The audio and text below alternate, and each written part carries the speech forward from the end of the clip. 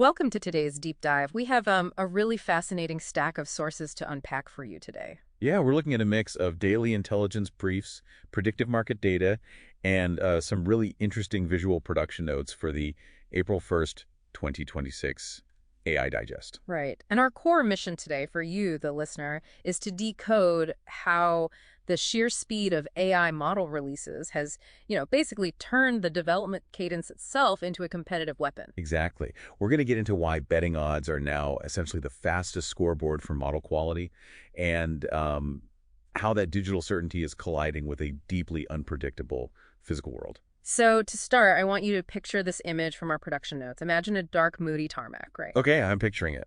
Arranged in diamond are four glowing digital launch pads. And sitting on each pad is a translucent, holographic rocket just completely frozen in mid-countdown. That is a striking image. Right. One is pulsing electric blue, another is this vivid purple, the third is emerald, and the last one is a warm amber. And those four rockets represent four massive AI models looming over this very month, April 2026.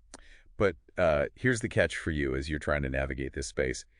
Not a single one of those rockets is actually confirmed for launch. Yes. None of them are officially available via API or a web interface yet. And despite that total lack of official confirmation, the financial and betting markets are already actively pricing in the winners. It's wild. It is. We're looking at a diagnostic landscape for the entire tech industry that is currently being driven by pure speculation. It completely upends the traditional playbook. Yeah, we used to rely on these highly orchestrated corporate spectacles, right? A cryptic press release, a massive auditorium. An executive walking out on stage to formally introduce the future. Yeah.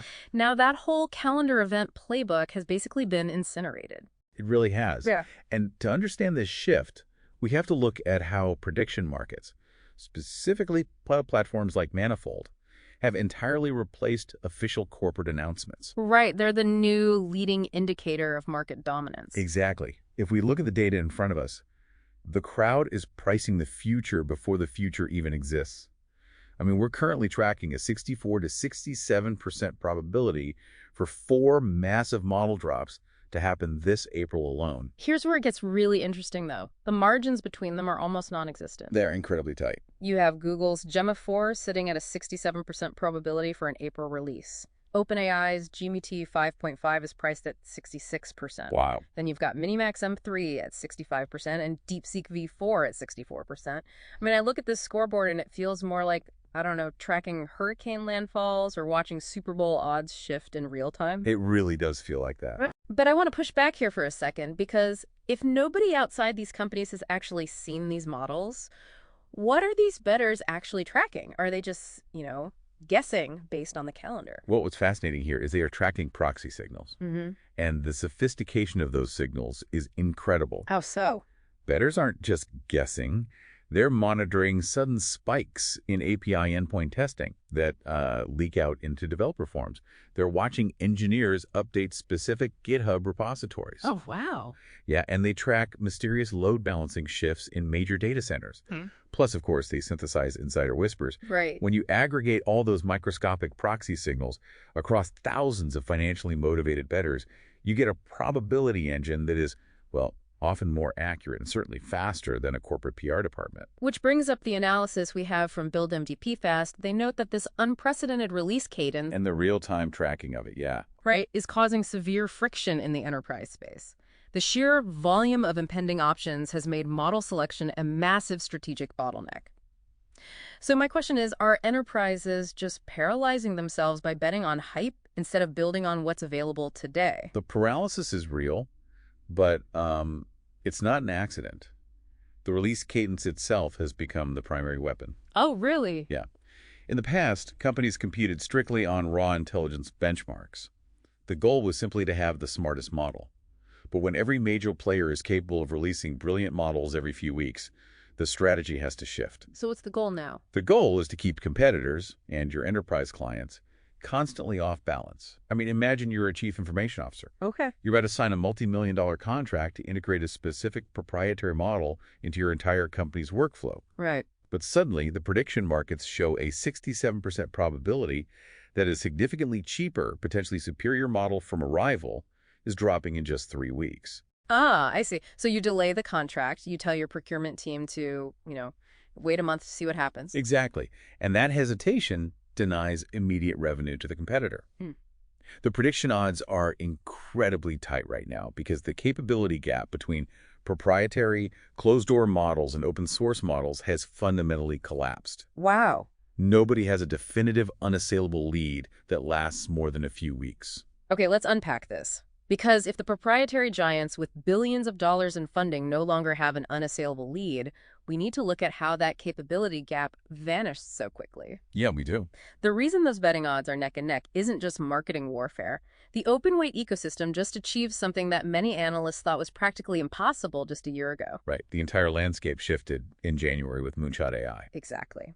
They released a massive 1.04 trillion parameter model, and it became the very first open weight model to claim the #1 spot on the LMSYS chatbot arena leaderboard. Completely dethroning the proprietary giants. And for you listening, when we say open weight, we mean a model where the underlying mathematical weight... The actual brain of the AI, essentially. Right. The brain is freely available for anyone to download and run on their own hardware, rather than paying a toll to access a tech giant's API. And Moonshot isn't an anomaly either. No, not at all. Alibaba's Qwen 3.5 variants are rapidly closing the benchmark gap too, cementing China's massive influence in this open weight space right alongside developers like DeepSeek. And while the architecture behind these models is fascinating, many are using complex mixture of experts' designs to achieve these scales. Right. But our sources indicate that the raw benchmark scores aren't actually the most important takeaway for the market this month. Yeah, the byte-byte-go analysis in our stack highlights a massive shift in developer priorities. Exactly. These open-weight models are pivoting. They're stopping the endless chase for raw academic benchmark scores and are instead aggressively prioritizing what they call agent readiness. I think we should definitely define agent readiness because, it can sound like a lot of corporate buzzword bingo. It really can, yeah. The easiest way to understand the old way of judging AI is to imagine hiring an intern who has completely memorized the Encyclopedia Britannica and every textbook in your local library. Okay. They get a perfect score on every written test you give them. Their academic benchmarks are flawless. But when you ask them to, say, schedule a team meeting... They just scare at you. Right, because they have absolutely no idea how to open Microsoft Outlook or check a calendar for conflicts or even click the send button. That's a great analogy. And this raises an important question about what an agent-ready model actually is. Right. An agent-ready model is the intern who maybe didn't memorize the entire library, but they natively know how to log into your email, draft the message, cross-reference the calendar, and execute the task. They understand native tool use. Exactly. They know how to take action within a digital environment. So when an open weight model, something anyone can literally download, becomes natively agentic and capable of taking action, the defensive moats these massive tech companies thought they had start to evaporate. Right. The pitch from big tech shrinks from, you must pay us because we have the smartest model in the world, To merely, you should pay us because we offer the easiest hosting for the model you could otherwise just run yourself. the value proposition completely flips. It does. But we need to see an important reality check here. While the software weights are open and freely available to download, running a 1.04 trillion parameter model requires a staggering amount of physical infrastructure. Oh, absolutely. You need massive clusters of advanced GPUs, specialized cooling systems, enormous power grids. Right. The software might be open, but the compute required to run it is fiercely physical and highly constrained. We will definitely return to that physical constraint in a bit, but first, let's look at what this means for you, the listener, when you actually want to put these agent-ready models to work. Yeah, let's look at the software layer. Right, because if the open weight models are shifting from being just smart to being capable of action, the software layer that connects them to your daily work has to keep up. And the tools bridging this gap are shipping just as fast as the models themselves. We're seeing the rapid maturation of the automation stack. So what does this all mean? Well, this is the interface layer between the AI's cognitive ability and your actual business operations. Let's look at what the sources highlight this week. First, we have Zapier agents. Okay, what's that? This is essentially a no-code builder that allows users to create completely autonomous, multi-step workflows across more than 7,000 different app integrations. 7,000. Yeah. You don't write code, you just use plain English goal definitions. You define the objective, and the AI monitors your applications, Yeah. makes decisions based on incoming data, and executes actions across different platforms on your behalf. That's incredible. And our sources bring up Lovable, which they describe as a vibe coding tool. Vibe coding. Yeah, I have to admit, the first time I read vibe coding, it sounded like someone just threw a dart at a board of tech jargon. It does sound a bit out there. But the mechanism behind it is actually a profound shift. Vibe coding means writing software through conversational intuition rather than strict syntax. Right. Instead of acting as a typist who has to memorize every semicolon and bracket in a programming language, you act as a creative director. You give lovable conversational prompts, and it turns that intent into fully deployable, full-stack web apps. Handling the front-end interface, the back-end logic, and the database architecture all at once. Exactly. It changes computer science from a strictly mathematical discipline into something closer to, like, a communication skill. Yeah. And for customer operations, the stack includes tools like BotPress. BotPress is a visual drag-and-drop system designed specifically for building stateful AI agents. Stateful is the critical word there. Yes, it means the agent actually maintains memory and context across a complex multi-turn conversation rather than treating every single prompt as a brand new interaction. And finally, Notion AI is now natively querying across linked databases to supercharge summarization and project management. As long as your workspace is structured with clean data properties anyway. Right, that's the caveat. But looking at this entire automation stack, Zapier, Lovable, BotPress, Notion, I find myself highly skeptical of this utopian vision. Really, why is that? Just listen to the environment we're creating. We have a zero-code setup where we give natural language instructions to an AI, and we granted autonomous permission to act across 7,000 different applications. Okay, I see where you're going. Aren't we just building a massive, unsupervised Rube Goldberg machine out of our digital lives? It's a valid concern. I can easily imagine a scenario where one misunderstood prompt or one hallucination cascades across platforms. The AI misreads a Slack message, automatically emails your boss a bizarre summary, deletes your calendar out of confusion. And then orders 1,000 ergonomic keyboards through the company procurement app. Yes, all in an unstoppable loop. Well, your skepticism highlights exactly why that enterprise bottleneck we discussed earlier is so severe. Yeah.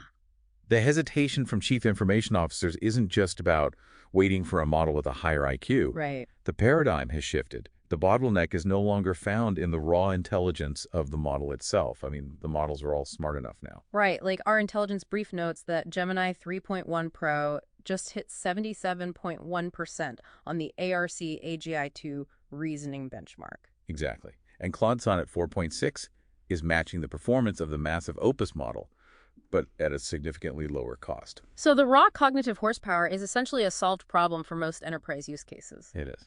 So if intelligence is a solved problem, what is the actual hurdle to deploying these tools today? Statefulness and structure. The real challenge is the safe, structured integration of that intelligence into the tools you just mentioned. If an AI doesn't understand the highly specific, rigid structure of your company's proprietary database, or if it lacks the stateful memory to remember what action it took 5 minutes ago, its high reasoning score is completely useless. You do not want a brilliant but amnesiac intern running your corporate supply chain. Exactly. The race right now isn't about who can build the biggest brain. It's about who can build the safest, most reliable hands to actually operate the levers of the digital economy. Without causing those catastrophic cascades I mentioned. Right. Which makes the reliance on physical infrastructure that we seeded earlier so incredibly vital. We are busy building these highly capable, predictable, autonomous digital hands. While the physical world that these data centers rely on is experiencing unprecedented, deeply unpredictable volatility. Yeah. The map and the territory are experiencing a severe disconnect. If we connect this to the bigger picture, it's quite alarming. Our geopolitical sources for today offer a stark contrast to the digital optimism we've been discussing. And we need to look at this strictly factually, focusing on the forward-looking impact on the technology sector. Right, keeping it objective. As you likely know from broader news, the conflict in the Middle East has expanded its target list. It's moving beyond traditional zones and impacting logistics and fuel storage. Like in the UAE and Kuwait. Yes, specifically Fujairah in the UAE, where a Bangladeshi national was tragically killed by drone shrapnel, and a major fire at Kuwait's airport fuel storage. Plus, Israeli strikes in Beirut and Khalde targeting Hezbollah commanders. But keeping our focus forward-looking on what this means for the tech markets, the most critical signal in our intelligence stack comes from Washington. Right. President Trump has explicitly declared that the U.S. will exit Iran operations, quoting the brief here, very soon. His stated position is, we're finishing the job, with or without a broader deal. And the phrasing there is heavily scrutinized by the financial markets. The tech sector relies implicitly on stable global trade routes to move the incredibly complex hardware required to build these trillion-parameter AI models. So when the market hears finishing the job, they interpret that as a strong, immediate desire to stabilize commercial interests quickly. Exactly. It sounds like an end date to the disruption. Our sources point out that this Washington signal represents a sharp divergence from Israeli Prime Minister Netanyahu, who is pushing for broader regime change in Tehran.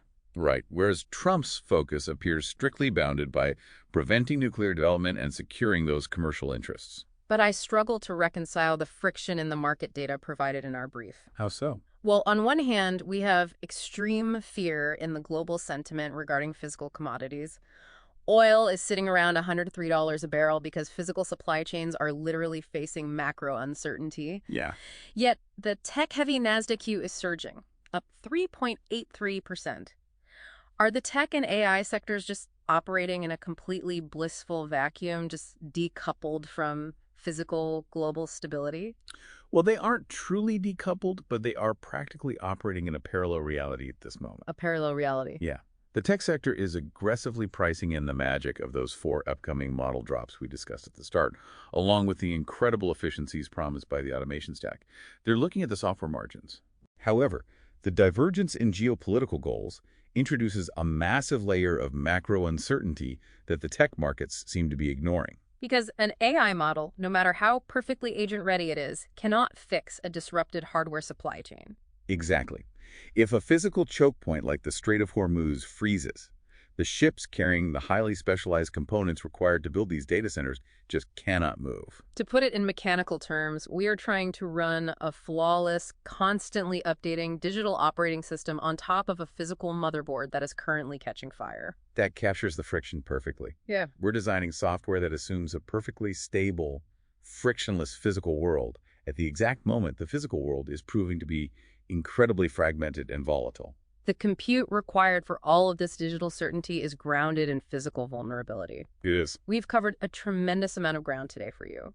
We started by looking at how prediction markets have become this real-time high-anxiety scoreboard, tracking proxy signals to give us the odds on the 4 massive model drops expected this April. We explored Moonshot AI's historic victory, proving that open-weight models have erased the proprietary moat and are now prioritizing native agent readiness over raw test scores. And we unpacked how tools like Zapier and Leverable's vibe coding are letting you command a massive automation stack using just conversational intent.